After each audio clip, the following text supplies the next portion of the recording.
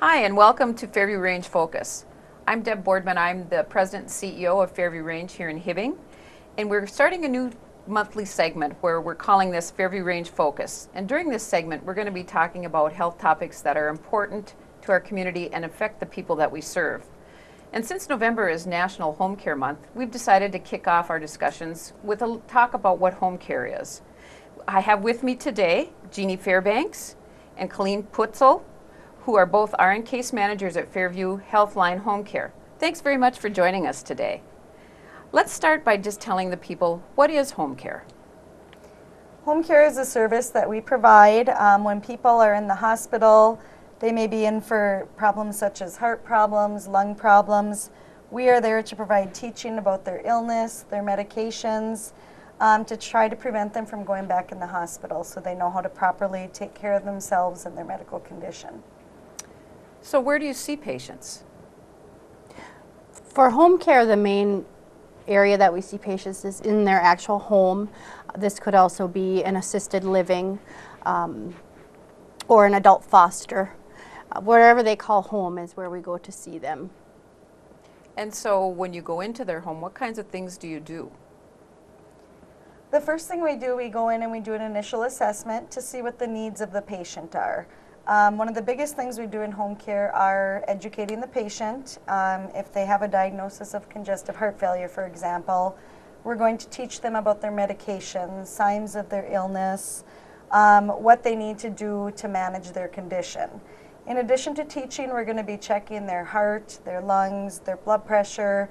We may install a telemonitor, which is a machine that enables us to check their daily blood pressures, their heart rates, and they're checked in the office by a nurse, and the ultimate goal is that the patient will remain in their home and not have to return to the hospital by our interventions in their home.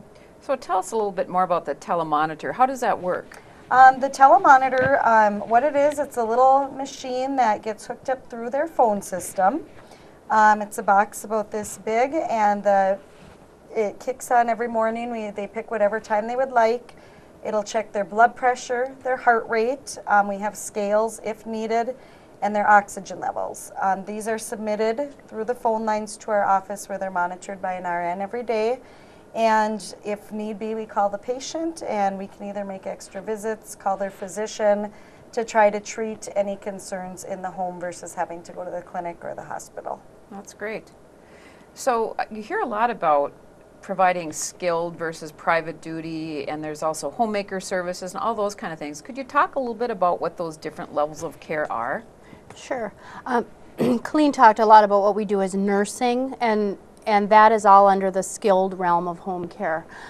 We also do quite a bit of therapies in the home. So we have the physical therapist, the occupational therapist, speech therapy.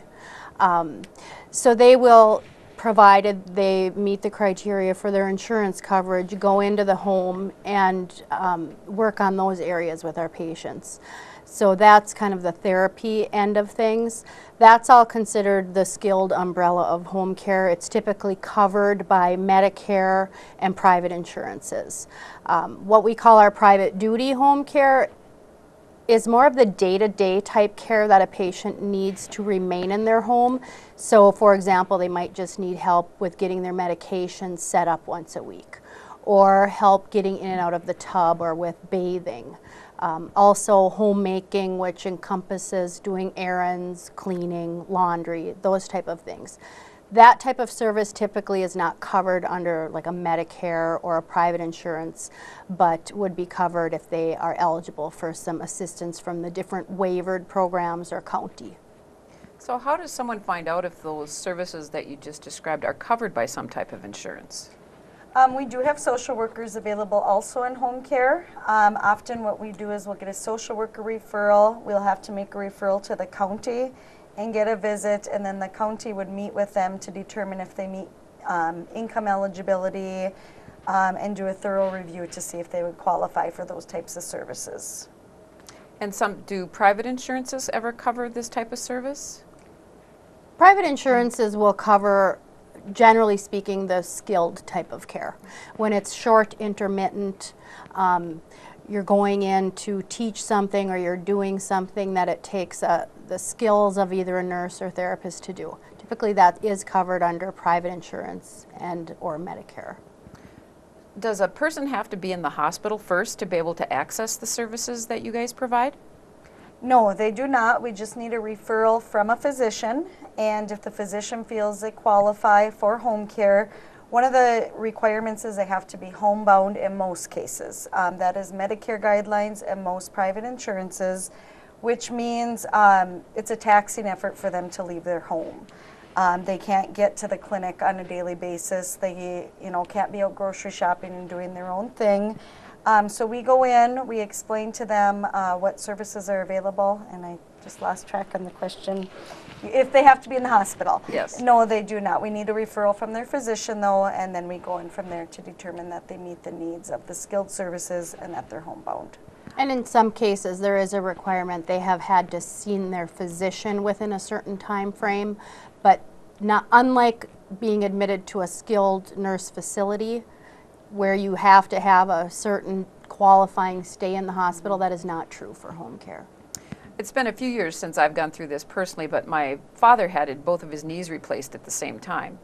And I know that he had home care visits both by the nurse and the therapist, which, as you talk about being homebound, if you can imagine having both of your knees replaced at the same time, it was great for him to be able to have those services right at his home. They came in, they made him very comfortable, and he recovered very quickly. So it was a great service.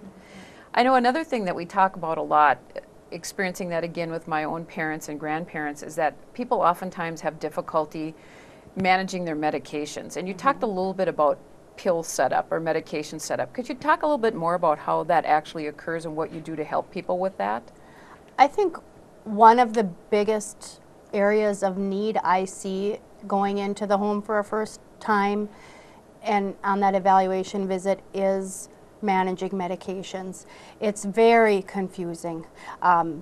When we go into the home, we ask for the medication bottles that the patient has in the home, not necessarily that they're taking or anything they have in the home, and we work closely with the physician to reconcile that. Because especially if the client is seeing multiple specialists and their primary physician, almost always there's clarification that needs to take place. And it's confusing often as the nurse. I feel bad for the patients. And I know they receive teaching upon discharge from the hospital, but that's a chaotic time for them. So it's real nice to be able to get in the home, ask the patient what they understand, what they're really truly doing, because what they're doing isn't always what the bottle or the list says.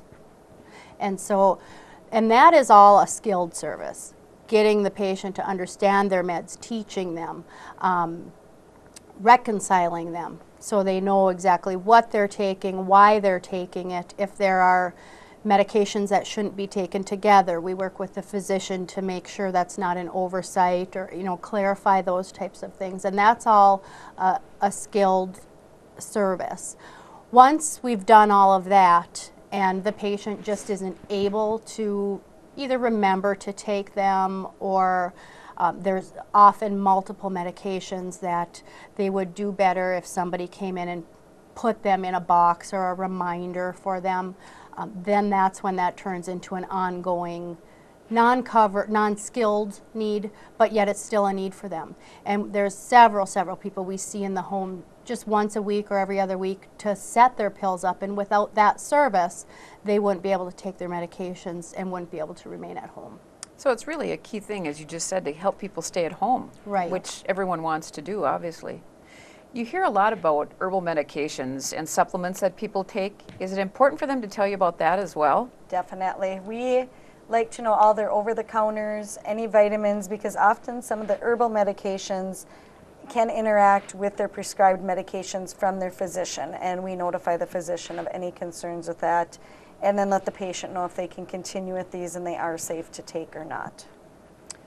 One of the advantages I hear from people as well is that especially when people are receiving a skilled service and you have a nurse in the home, you have the assessment skills to be able to tell if there's something changing or if there's something going on with a patient, which gives families certainly some comfort to know that someone is overseeing their care. What's the process when you go into the home if you notice something's going on? do you call the physician? Do you have to call the family? Do you have to get them an appointment? What happens when you see something going on? Usually what we do is the first step, depending on the, what's happening. If it's an imminent need, if they're having chest pain and they can't breathe, we're going to call 911.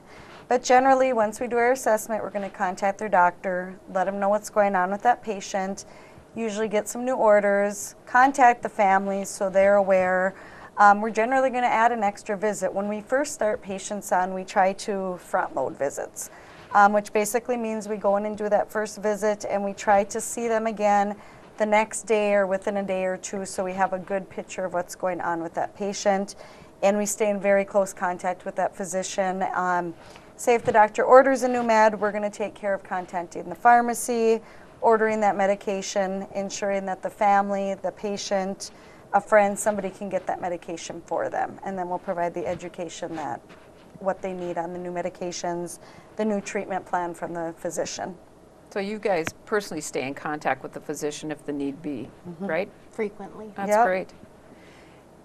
One of the things that I've thought about with my own family when you decide to use home care services is that you're basically going into people's homes. And many people are proud and sometimes don't want to admit they need the help, and or it's difficult to think about a stranger, if you will, coming into their home. How does that work? I mean, do people accept you pretty readily, or how do you help people with those fears? I think initially there's reluctance because oftentimes I hear, well, are you going to take me out of my home? Are you going to come in here and say, I can't be here anymore? So we can't stress enough that our goal is to keep people in their home and to give them the tools and set up the services they need to make that possible. And it is scary to have a stranger come into your home. But oftentimes, it's either you have somebody to come into your home, and if you're not willing to do this, the next step is for the patient to leave the home. So most people, after they meet us, are welcome and thankful, actually, that they could be a part of this planning process, and that's important to know too, that we don't just come in and say, you are going to do A, B, and C. We come in and assess the situation and try to work out a plan that, first of all, the patient is going to be a part of, that they're going to want to follow, and we try to encourage and motivate people versus telling them what they need to do. So do you involve their families, or is that a choice that the patient has? I think both. I mean, if you have a patient that absolutely does not want their family involved, you have to respect their choices. However, if you have a patient that has some confusion, needs a little direction, I mean, I find more often than not families are involved because they need to know what to watch for too. Often that family member may be the person setting up the medication once they no longer require the nursing services. So, it's individualized by each case. Sure. And families are a crucial part in people remaining in the home, especially, I've been doing this for 17 years, and the cuts that have been happening, especially over the last 10, kind of limit what we can do at home today versus 10 years ago. So oftentimes some of that does fall on the family. So first of all, like Colleen said, the patient has to be willing to have that involvement, as well as the family be willing to be involved. Sure. And so we do a lot of teaching with family members too. You bring up a good point when you say you've been doing this for 17 years. I Mike, started when I was 10. of course. I thought it was 9. But I think when you look at people who typically, in my experience, that are home care nurses, there certainly are some newer nurses to the field, but primarily they're people who are experienced and have some years of service behind them, which again, when you think about the people going out into the field, into people's home by themselves, they have to be people who are experienced and are able to take care of patients independently. Would you say that's true? I mean, that's what I've seen. Definitely. You have to make a lot of independent decisions in the home. We have our team back at the office, but when you're in the home, you have to think and you have to know the answers now. So I find that I had probably about 10 years of nursing experience before becoming a home care nurse. And I don't think I would have felt half as comfortable had I come into it brand new. And I know usually they do like us, the nurses to have some long-term care experience or hospital experience, because you have to think on your feet and be able to help these people out right away. Sure. And the other challenge is, you know, there isn't somebody right there to bounce something off of. You can't, we tried page the physicians if it, you know, we really need a response then, but there isn't somebody right there in the building, in the home with you. So, So what happens if the person in their home needs you in an off hour, or it's before or after you've been there? How do they access you? We have a nurse on call 24 hours, 7 days a week. Right now what they do is they contact our office number or the hospital, and then the hospital switchboard pages the on-call nurse, and we call the patient back and assess the situation, whether they need us to come out and do a visit.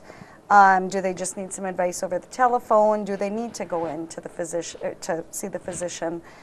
So we kind of do a triage call to find out where everything is at, but there's always a nurse on call. Okay. Now, we visited a little bit beforehand, but you also told me that November is National Hospice Month, correct? it is. Why don't you tell us a little bit about what hospice is as compared to home care and how the two might work together? Hospice is a different benefit than the home care benefit, and that's true for most insurances. What gets a little confusing sometimes is our staff do both home care and hospice. So in a given day, Colleen and I will see both people on home care and people on hospice. But the programs are different. So hospice is focused on people who have a life-limiting illness, and they are not either wanting to or able to get curative treatment anymore. So the coverage is a little bit different. You don't have to be homebound for hospice. And that is more of a team approach to care. Under our hospice program, we have social workers, which we also do in home care, but we also have a chaplain that visits our hospice people if they desire. The home health aide is more available. We have the nursing visits. If they need therapy, they can get all of the services they can under home care, but then we also add in the chaplain and a volunteer. And the focus of care under hospice is comfort. And so oftentimes, the visits kind of mirror each other, home care versus hospice. It's just looking at the big picture. Our home care people are typically, you know, they don't have that limited life expectancy. Sure. And often we have home care people that transition onto our hospice program too. So are hospice services provided primarily just by nurses? No. Okay. You can have that one, Colleen. No, hospice services are provided, you know, all the team members she just discussed. We have a medical director who is very active in our hospice program. And actually now with the new Medicare requirements, he needs to see the patients after they have been on for a 6-month period of time. He visits with them every 60 days. And goes to their home. And goes to their home, yes. It's and that's home Dr. visits. Jeffrey Copeman. Yep. So he is very involved. Our social worker visits anywhere from once a week, once every other week, depending on the need of the patient. The home health aides will go in. They provide the bathing, the personal cares. The volunteers, sometimes the family needs some respite. A volunteer will just come and sit with them to be there if they can't be alone. As Jeanne mentioned, the therapist, if we need to do some safety training, transfer training, get a little bit of strength to improve their quality of life if they want to make an outing, say their desire is to go to the casino. We're going to do everything we can as a team to make sure they're strong enough to meet that goal. So they have a lot of people taking care of them. That's great. Yeah. So when you think about where we are located in the state, talk a little bit, will you, about our service area? How large of an area do you serve, both if there's a difference between home care and hospice, and how that all works? We do serve a 30-mile radius, which has kind of been expanding lately. We've been servicing as far as Angora, the Cook area. We have 2 teams of nurses. one that does the east side of the range, one that does the west. So we've served the Bovey, Marble, Coleraine area, and then towards Virginia and Eveleth in the Gilbert area also. And that's for both home care and hospice. Okay. And I know you touched on this, and we have a second office in International Falls, Yes. right? And how do the two meet, or is there a gap in between? There's a gap. The gap is closing, though. We've been hiring more staff in that east end of the range and trying to close that gap, but it's all a process. Sure, sure. And it's important to hire the right people, so it takes Right. time. Yeah. So tell us again, how does somebody access either service if they're interested in those? If they're just not sure, the best thing to do is to call our office. We have 3 different people that do intake, and so initially when they call, they'll be asked some questions to help the person answering the phone filter them to the correct intake person.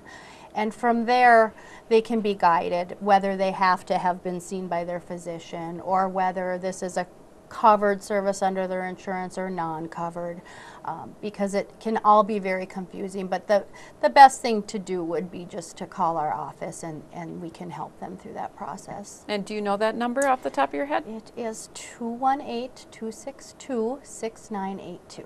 And I would assume we also have information on our intranet, and certainly always your physician would have, a person's physician would have Yes. more information about that. So let me ask you one last question, which is kind of interesting. So what's it like to be a home care nurse as compared to other settings? Home care nurse is, what I've found is it's a very personable experience. You are being welcomed into somebody's home. You have that time just with them when you're with the patient versus the hospital and the nursing home setting. You have several patients that you may be seeing within a very short period of time. Whereas with home care, it's nice because you get that individual time just with that patient, without the call lights going off, without the phone ringing, and it's just a very personable experience. I think too, my only other experience was in long-term care, and that was only for about a year, but going into the people's homes, you really truly get a picture of what their life is like and what their understanding is. When they're not in their own setting, they're not in their own setting. You don't know what their day-to-day life is like. And there's so many factors that influence our health. And one of those is our environment. And I have found that people do better in their own environment. They're familiar there. They're comfortable there. And so we can work with them, as I said previously, to allow them to stay there. And that is what's truly rewarding as a home care nurse. And to confirm what Colleen said too, when you're there, you're one-on-one with that patient, and you don't have all the other distractions. It's easier, I think, to be focused on them and their needs right in the moment. And so it's a good area to work in.